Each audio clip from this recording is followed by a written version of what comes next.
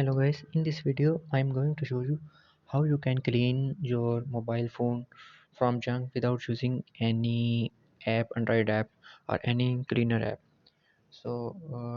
You may have some social app like Facebook, Gallery, YouTube, etc. Google Chrome.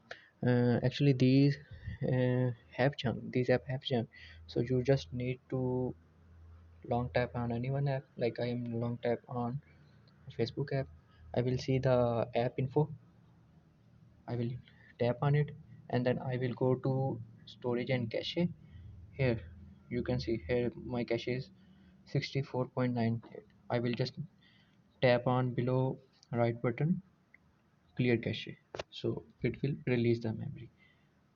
So in this way I am also going to select YouTube as well. Click on app info, then click on storage and cache. After then I can tap in cache. You can see there is 142 MB cache. So I will just tap on clear cache and again I will go to my gallery. Simply long tap on it and tap on info. Here you can see 60 MB.